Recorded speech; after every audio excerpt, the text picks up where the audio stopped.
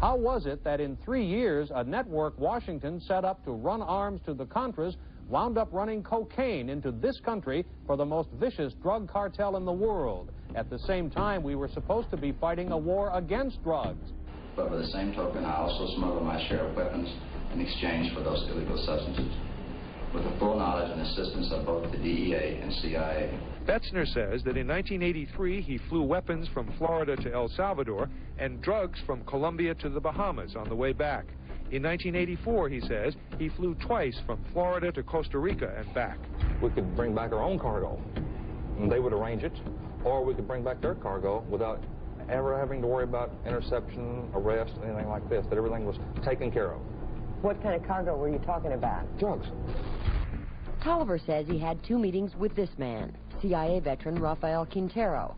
Then in March of 1986, he says he flew 14 tons of weapons down to Honduras, to this Contra resupply base set up by the CIA. We take off from Tegucigalpa, Honduras, and we leave. To? South Florida. Where in South Florida? We landed at Homestead. Homestead? Air Force Base. This is the plane Tolliver says he used.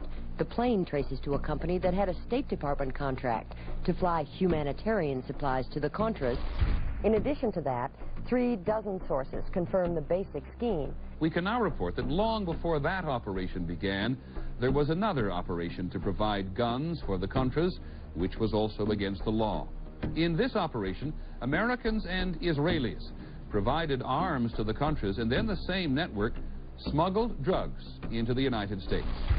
The operation was launched in spring of 1983 at Washington's request, with at least $20 million of Israeli government money later reimbursed, we're told, from U.S. covert operations funds. For about 5 years, people were flying arms into Iran, and most of them came from Israel. The Israelis purchased the weapons from Poland and Czechoslovakia and began shipping them secretly from Yugoslavia to Bolivia and then to Panama.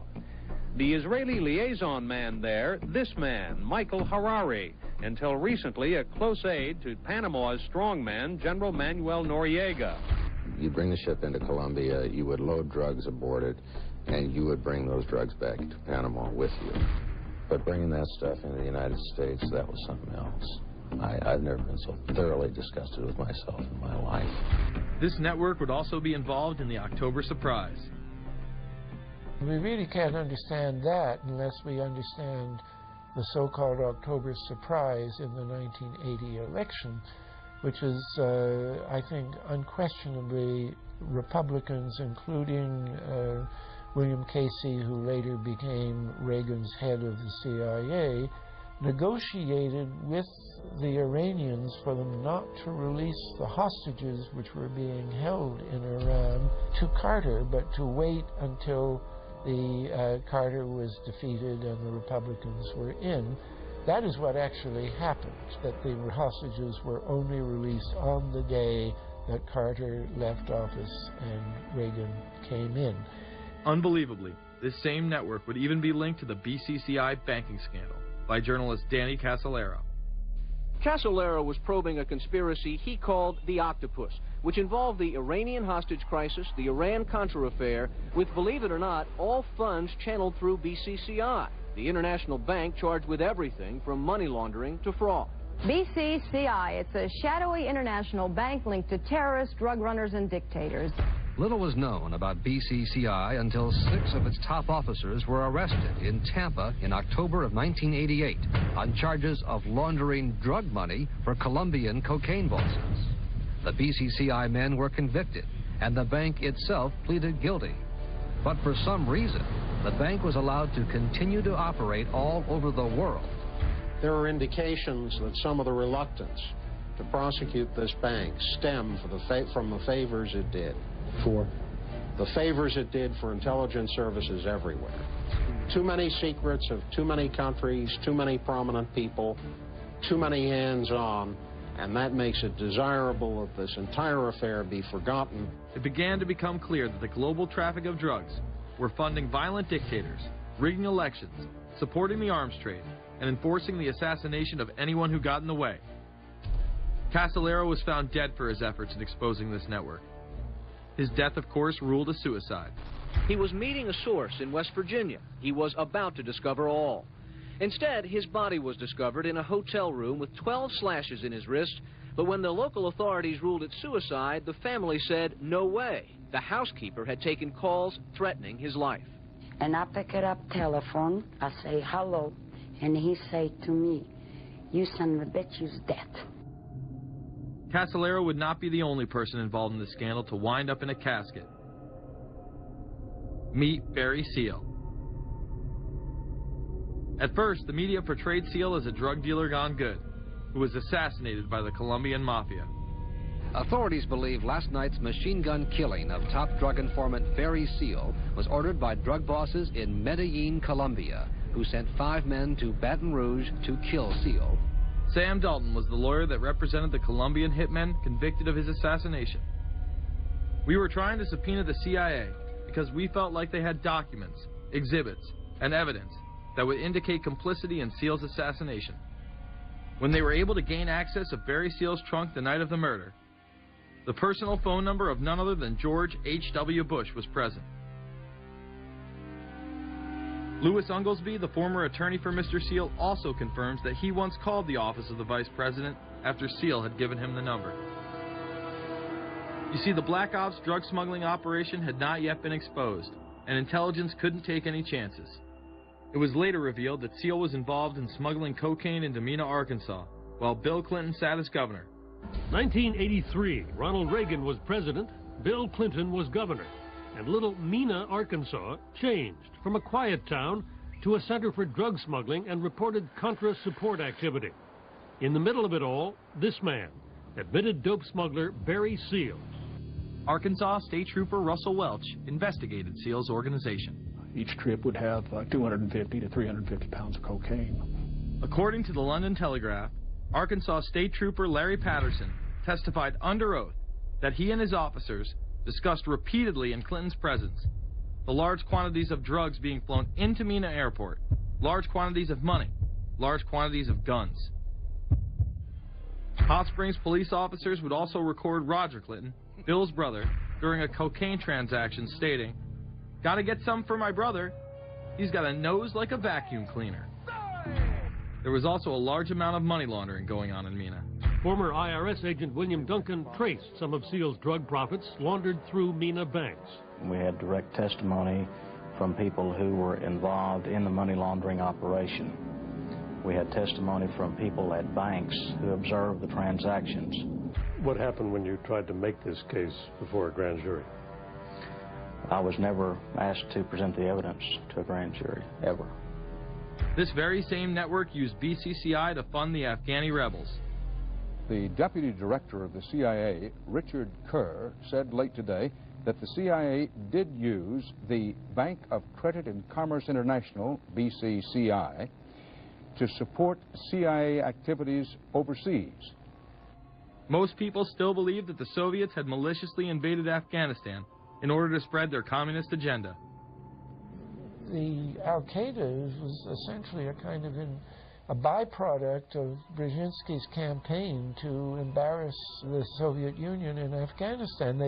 They weren't in Afghanistan at that time. Brzezinski boasted later that he was responsible for drawing them into Afghanistan.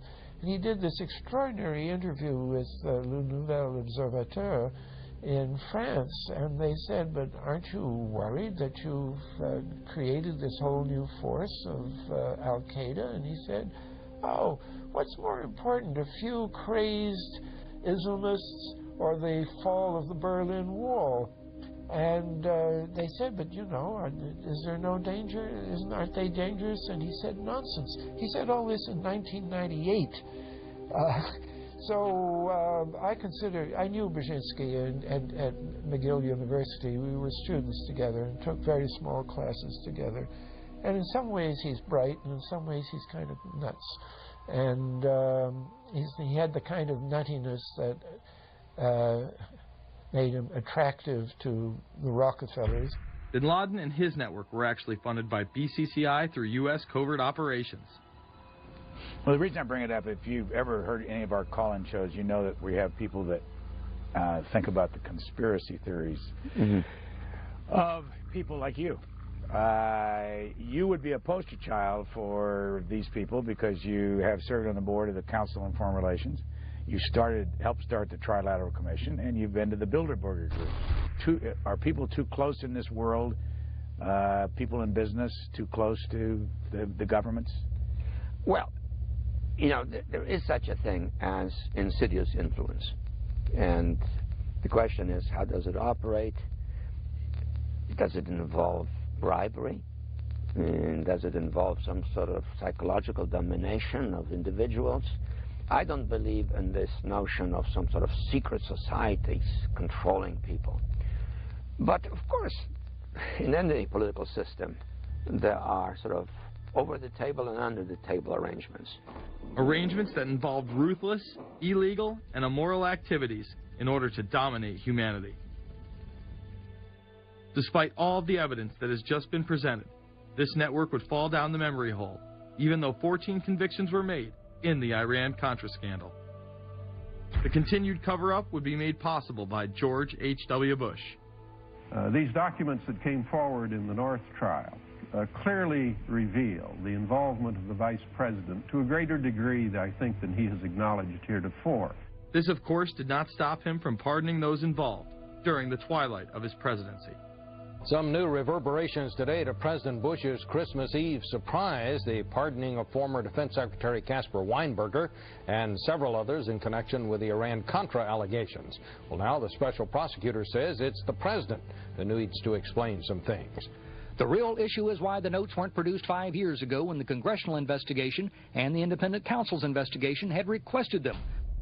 Because high-level political officials scrambled to limit the investigation and establish plausible deniability for the upper echelons of the network, including Bush himself. So who is this guy, and how did he come to power? To understand that, we must first take a look at his father, Prescott. Prescott was born into privilege and became extremely influential in business, intelligence, and politics. He helped establish the CIA out of the Army's Office of Strategic Services with the Dulles brothers, and served as a senator in the state of Connecticut. However, during his time serving as one of the directors of Union Banking Corporation, he was doing business with Nazis. The Bushes have been sort of at the heart of the military-industrial complex since its very beginning, and that Prescott was involved in a firm that actually fronted for Nazi firms in America. In fact, Union Banking and its subsidiaries were seized by the United States government in October of 1942 under the Trading with the Enemy Act. After the war, the assets were returned, a few fines were paid, and it was swept under the rug of forgotten history.